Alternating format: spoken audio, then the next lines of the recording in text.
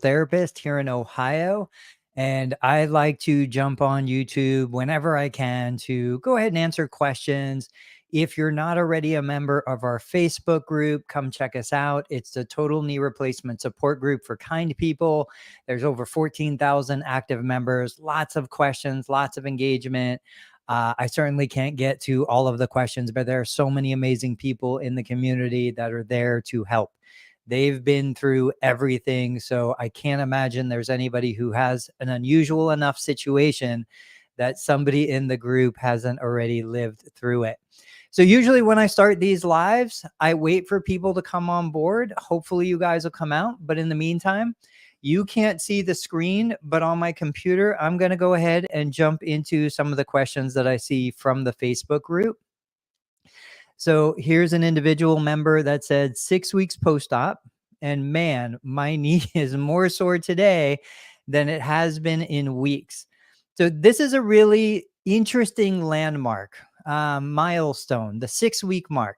I'm going to talk about it. Let me finish reading the question. Not sure what's going on. It's on the outside of the knee. Feels like, feels right and sore. Tomorrow's my 6-week follow-up with the surgeon. Is it normal to have days like this when it's been good for a while? I think it's totally normal. Typically, we look for big changes around the 6-week mark. But one of the things that happens is this individual said they were feeling pretty good. They were probably doing more than they're used to doing. That means that they're probably working the knee harder. They're probably getting more steps in. They're probably doing more stairs. And like anything, no matter how fit you are, when you overdo it, you're going to be sore, you're going to be swollen, you're going to be uncomfortable. That usually happens around the 6-week mark. From 6 to 12 weeks, there's a massive transformation for a lot of people because they've kind of gotten over the acute recovery process of the surgery, and now they're actually able to start doing more. They're probably off the walker, they're not using the cane, they're driving again, so now they're out in the community, they're walking through the supermarket. Most of the time people tend to overdo it at that 6-week mark, and what happens is you get more pain, more swelling, more soreness, maybe even you lose a little range of motion. Totally normal. But then typically around 10 to 12 weeks, excuse me, you're going to see another big improvement. You're going to kind of turn another corner, and there'll be great things coming. Let me see if you guys have any questions, post them here. I'm going to mute myself just a minute.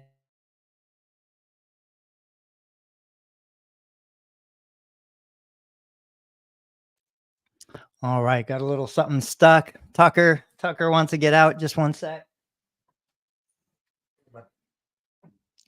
Let's see what other questions we have coming in. Again, on YouTube, you can post your questions in the chat feature.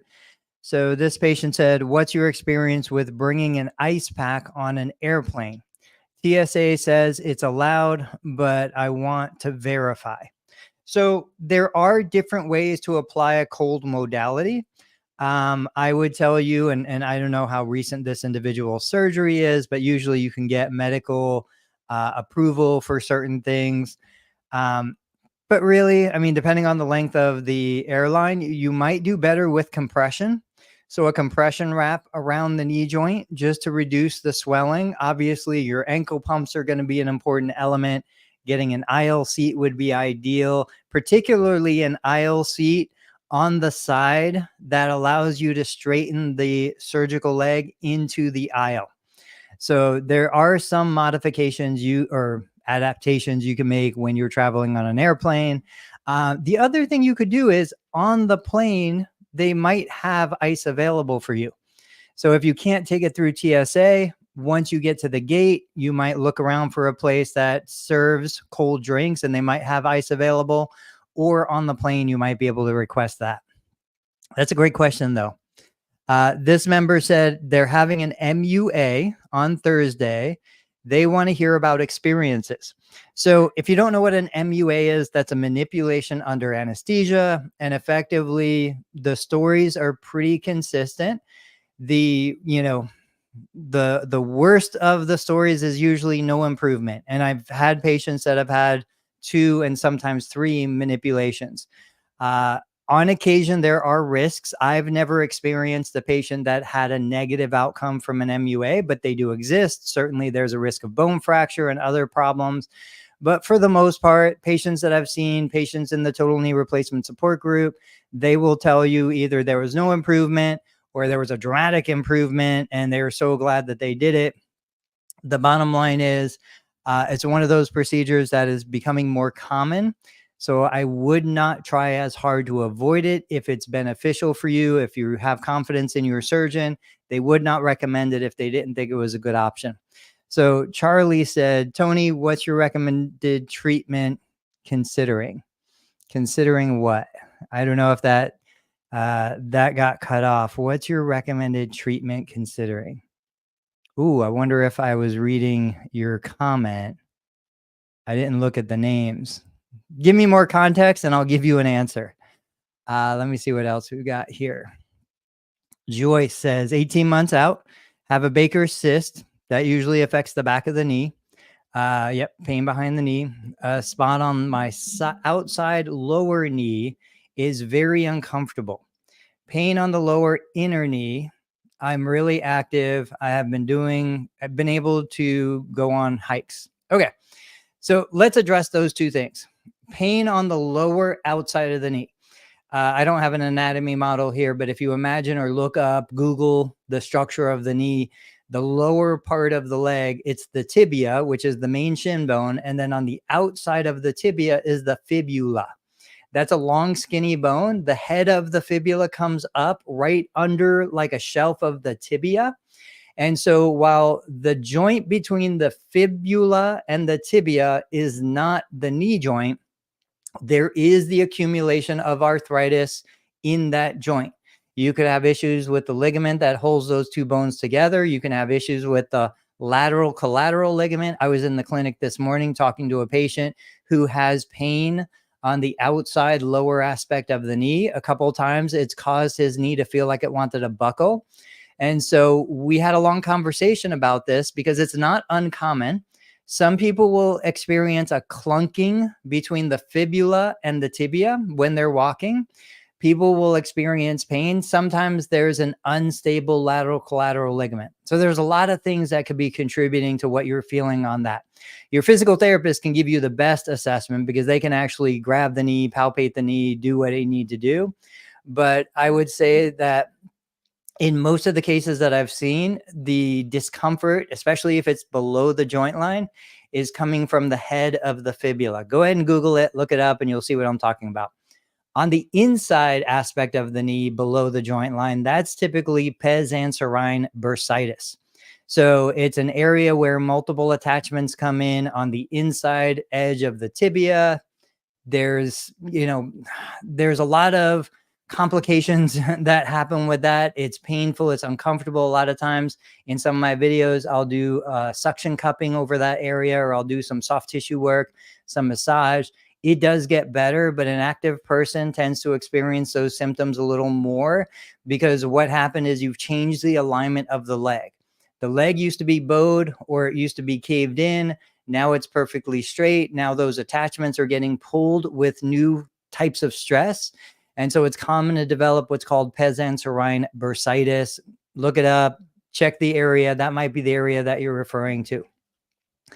All right, now the comments are coming in. So, and guys, just so you know, I've got about 11 more minutes and then I have to jump off to go get my kids. Had a full knee replacement 3 years ago. Best it's been in 30 years. That is amazing. I can't tell you how happy I am you shared a positive comment because most of the people that are searching are having complications. And I think it's helpful for them to know there are good outcomes. People do really well after a knee replacement. Michelle said, hello, I'm 5.5 weeks post-surgery. Is it normal to have a burning sensation below the kneecap? I'm having a hard pushing through my exercise to get more flexion. Okay, so the first question, is it normal to have burning below the kneecap? Yes, it is. Very normal. If you look at the structure, and you can look at an illustration, the kneecap is basically a bone floating inside a connective tissue. ligament connects bone to bone, tendon connects bone to muscle. So they would call this connective tissue tendon above the kneecap, ligament below the kneecap. But when you're trying to increase flexion, that tissue is being pulled, the kneecap is being compressed. All of these structures are sensitized and they're more sensitive to these sensations. So it's absolutely common to feel burning, to feel pain, to feel discomfort. A lot of patients, when they're really trying hard to get more knee flexion, they're going to experience patellar tendonitis or patella tendinopathy. It's basically the connective tissue that's being overworked. So typically you need to find a balance between continuing to work to improve your range of motion, but then taking the breaks to allow the recovery of that connective tissue. You just can't push it too quick. And no matter how much you want it, your surgeon wants it, your therapist wants it, the tissue is going to do what the tissue is going to do. It can only tolerate a certain amount of stress. A lot of times patients will tell me they're doing exercises 3 times a day and their knee, either the kneecap itself or under the kneecap, is very painful.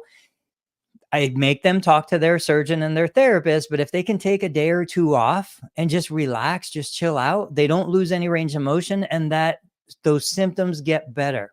And then they can come back and start to stretch and get more range of motion. So these are things to consider. All right, Charlie's back. Thank you for sticking around. What's your recommendation considering left total knee replacement a year ago, left arthroscopic and MUA? I think the best MUA are the ones where they scope it and they go in and they see what they're actually doing. So it sounds like you did the right thing, like best option available. So you had this last June. Still, knee feels good, except range of motion is at 95. Still doing some PT for a few more weeks. 95 is tough. It's frustrating. I get it. I've got a patient right now who's kind of at that range. He's between 90 and 95, super active, doing lots of stuff, playing golf, like working and working and working. I can't say there's anybody that works harder at getting more knee flexion. The knee actually doesn't hurt. He just can't get much past 95. I've got some short videos of him doing things on the YouTube channel. But, you kind of take what you get. So on the one hand, it is frustrating that you're stuck at 95 and not getting better. On the flip side, you say, well, I've got a stable knee. Even though I can't bend it as far as I want, it is stable. It is strong. And depending on what symptoms you were dealing with before the knee surgery, you treated, maybe you don't have the same kind of osteoarthritic pain that you had before surgery now, but maybe you don't have the range of motion that you ideally want. This is one of those situations where I would say, give it time. I'm not saying that, another 6 months is going to do it. I'm saying, look, do the things you want to do. Try not to let the range of motion limit you. And who knows? I've seen lots of cases where a patient is stuck at that 90, 95, even 100. They do everything. Then they kind of say, I'm giving up. I'm just going to go live my life. I'm going to have fun. And then all of a sudden their knee decides, we're going to give you more range of motion again. So I guarantee you did all the right stuff. You just have to give it time, but congrats on everything else. Happiness in nature. I've seen that handle. I think you were here last time. After 100 degrees of range of motion, I suddenly got a sharp pain. I think I remember you sharing that. And then it just lost the range. My CRP levels increased. So, you're dealing with some systemic stuff here. Now I'm on bed since the last 2 weeks. Can you explain about what's happened? I can't. I wish I could. Believe me. I know my limitations. And once you start getting into the endocrine system and hormones, and you start talking about, different inflammatory markers, we are way beyond the scope of what I can tell you. So my best thing is, I hope you have a great rheumatologist. I hope you have a great surgeon. I hope you have a team of professionals who can come together and really kind of take a minute to say, well, what changed? What happened? I'm not the person qualified to do that, but I do wish you the best. Okay, I've got a couple minutes here. I had right knee revision almost 2 years ago. Is it safe to use a treadmill? So while I can never say if something's safe or not, What I can tell you is what I would tell a physical therapy student. I would tell you that there are a lot of variables. I have patients that had a knee replacement that get on the treadmill every single day. They love it. They do a combination of walking, they do an incline, they vary the speed. Certainly a smaller human that has less body mass can probably get away with the treadmill without as much impact than a large human. That's just basic physics. But I was talking to a patient about a week ago who really wanted to get back to running, and he was in his late 70s. And he said, look, reality is the knee is supposed to last me 30 years. Even if I wear it out in 20, I'm almost 80. If I want to go run and running makes me feel good, I am going to run, because the odds of wearing his knee out probably are less than the negative impact of not being able to do the things he wants to do. I do like treadmills. They're a flat deck. They have some give to the deck. It's not like walking on concrete or walking on a pitch for drainage like a sidewalk, but you always have to know your specific situation. KT is 10 weeks out. Would it be helpful to walk on an incline on the treadmill? I do like an incline on the treadmill. Anybody who's had knee surgery, part of the reason why is because if the deck of the treadmill is inclined, you're hitting more with the ball of the foot to the midfoot. There's very little heel contact. And when you look at ground reaction forces, the more you can absorb through the forefoot, midfoot, and less on the heel, the less impact that the knee replacement has to deal with. So I would rather somebody go slower, but raise the incline than maybe necessarily do more jogging in a conventional way that increases heel impact and ground reaction force. I think that's a great option. Although I do love elliptical and different kinds of stair steppers, I never feel like you get the same kind of workout as you do when you're on a treadmill or, out in nature. Rose said, hi, Rose from Malaysia. Welcome. My friend has weight problems. Is there any way that she can do a total knee replacement? So there are different doctor opinions. And I did an interview with a surgeon out of Texas, an amazing surgeon. And one of the things that he said was the more fat that is on the body, the higher the risk of infection. I had always assumed a heavier body means more impact and more wear and tear, but he did say the more fat tissue around the knee joint and on the body, the more chance of an infection. There's other factors that are going on, but I see patients all the time that are in the 300 to 350 pound range that are getting knee replacements.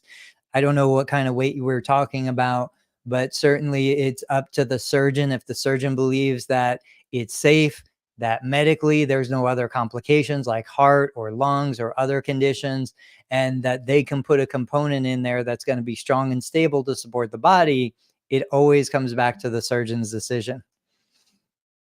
I'm new to the community. Hello. Well, welcome. I had surgery in December. Do you have pre-surgery workouts to strengthen the ligaments and the leg muscles? That's a great question. I don't. Maybe you can motivate me to go out there and do some stuff. I'm going to tell you from my perspective, I don't think it matters what you do. I just think you need to do something. Some people will ride the bike. Some people are in too much pain to ride the bike, so they'll do strengthening. Some people are in too much pain to do strengthening. The knee's unstable.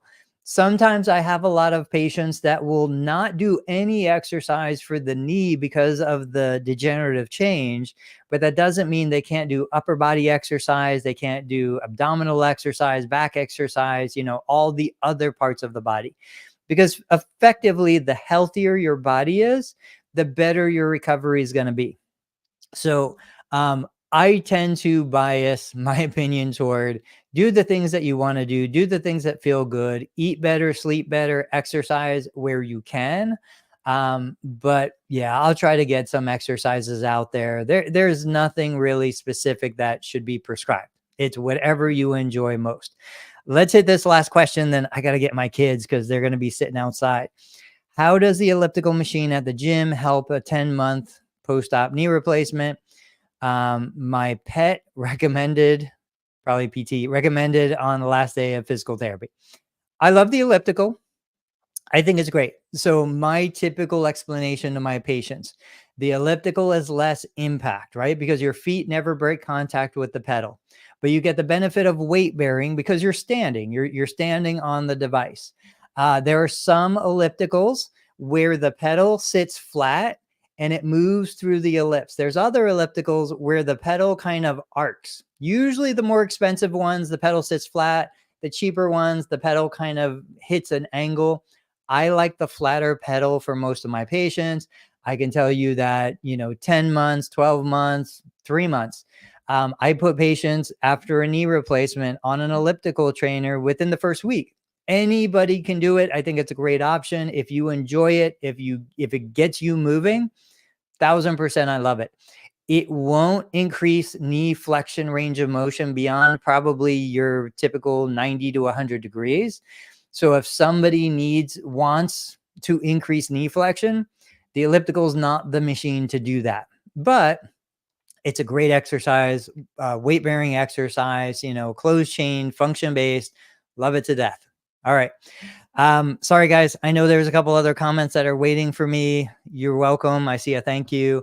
I will continue to try to do these pop-up live Q&As as long as you guys are willing to come back and listen to me rant. Thank you so much. Enjoy the rest of your evening. I'll catch you guys next time.